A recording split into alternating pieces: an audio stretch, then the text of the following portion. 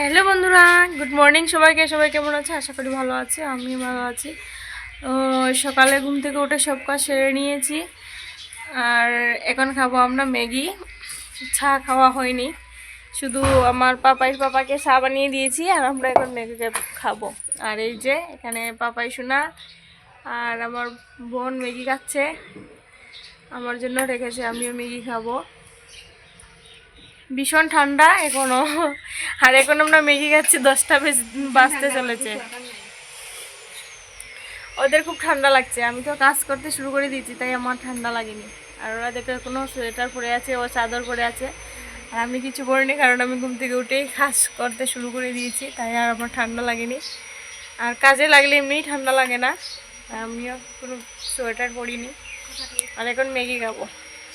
তো চলো ম্যাগিটা কীভাবে বানালাম তোমাদের দেখাই। আর এখানে আমি কড়াইটা বসিয়ে দিয়েছিলাম আগে, আর তেলটাও দিয়েছি, তেলটাও গরম হয়ে গেছে। তারপর পেঁয়াজগুলো দিয়ে দিচ্ছি। পেঁয়াজগুলো ভালো করে ভাজা হয়ে গেলে আমি আলু দিয়ে দেবো। তো আজকে বানাবো আলু দিয়ে ম্যাগি। তো দেখবে কিভাবে আলু দিয়ে ম্যাগি বানাই। আর কালকে খেয়েছিলাম শিম আর আলু দিয়ে। তো আজকে শিম দিইনি, পাপাই সোনা শিম খেতে ভালোবাসে না, তাই শিম আজ দিইনি, শুধু আলু দিয়ে বানাচ্ছি। আর এই যে পেঁয়াজগুলো ভাজা হয়ে গেছে, তারপর আমি আলুগুলো দিয়ে দিয়েছি। আলুগুলো আমি কুচি কুচি করে কেটে নিয়েছি, আর কাঁচা লঙ্কাগুলো আমি ছিঁড়ে দিয়েছি। আর মরিচের গুঁড়ো দেবো না, কারণ আমার পাপাই সোনা খাবে, তো অনেকটা জাল হয়ে যাবে, তাই দেবো না। আর আমি আর আমার ভনু খাবো, তাই কিছুটা কাঁচা লঙ্কা এভাবে ছিঁড়ে দিয়েছি। তো আলুগুলোকে ভালো করে ভাজতে হবে। প্রথমে আলুগুলো যখন লাল লাল হবে তখন ম্যাগি দেবো। আর এই যে বাটিতে আমি গরম জল দিয়ে ম্যাগিটাকে ভিজিয়ে রেখেছি, আর আলাদা করে সিদ্ধ দিইনি আজ। তো এইভাবেই বানাবো। আর এই যে আলুটাও আমার ভালো করে ভাজা হয়ে যাচ্ছে, আর কিছুটা ভাজা হয়ে গেলেই আমি ম্যাগিটা দিয়ে দেবো। তো এখন ম্যাগিটা দিয়ে দেব। এই যে ম্যাগিটাও দিয়ে দিলাম। এবার ম্যাগিটাকে আলুর সাথে মিশিয়ে নেব। আর এখানে আমি জিরে গুঁড়ো আর হলুদ গুঁড়ো দিয়েছি, আমি মরিচের গুঁড়ো দিইনি, কারণ পাপাই সোনা তো খাবে, তাই দিইনি। তো আমি ম্যাগিগুলোকে আলুর সাথে ভালো করে মিশিয়ে নিয়েছি, নিয়ে তারপর আমি ম্যাগির মশলাটাও দিয়ে দিয়েছি। এবার কিছুটা নাড়াচাড়া করে ধনেপাতা দিয়ে নামিয়ে নেব।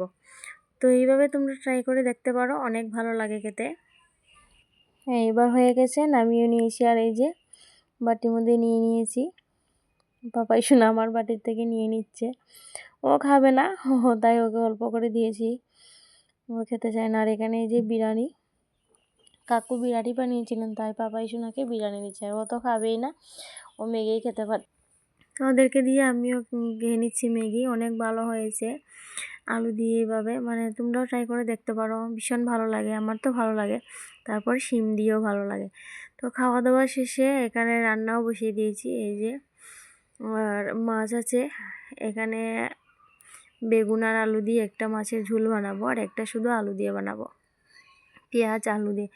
তো ওই যে একটা আমি নামিয়ে নিয়েছি, আর একটা হচ্ছে এখানে। আর বাবার জন্য বানিয়েছি মুলো আর শুটকি দিয়ে একটা বানিয়েছি, আর এখানে বানিয়েছি এই যে মুলো ভাজি, ধনেপাতাও দিয়েছি। আর এখানে ওইটার জন্য ধনেপাতা কেটে রেখেছি। আর এই যে উনুনের কি অবস্থা দেখতে পাচ্ছ, রান্না শেষে তারপর উনুনটাও মুছে নেব। আর এই যে বাবার জন্য বানিয়েছি এটা।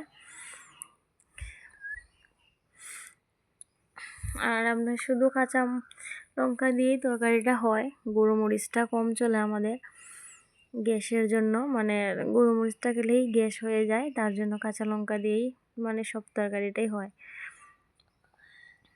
তো এখানে রান্না আমার প্রায় কমপ্লিট হয়ে গেছিলো। তারপর রাতে আবার বাবা মাছ নিয়ে এসেছিলেন, আর এই যে বাবা মাছ নিয়ে এসেছেন, আর বোনু এদিকে ভিডিও বানাচ্ছে, আর আমি এদিকে রান্না করছি। আর এই যে মাছগুলো এবার দিয়ে দিচ্ছি এক এক করে, কিছুটা ভেজেও নিয়েছি, এই যে সাইডে কিছুটা ভেজে রেখে দিয়েছি, আর কিছুটা এখন ভাজছি। আর পাপাই সোনাও ঘুমিয়ে পড়বে, তার জন্য তাড়াতাড়ি করছি। আর মাছ আজকে বাবা কেটে নিয়ে এসেছে অর্ধেক, মানে অর্ধেক আরেকজনে নিয়েছিল, আর অর্ধেক বাবা নিয়ে এসেছেন। তো এটা হচ্ছে বোয়াল মাছ আমার ভীষণ ভালো লাগে খেতে। তোমরা কার কার ভালো লাগে কমেন্ট করে জানাবে।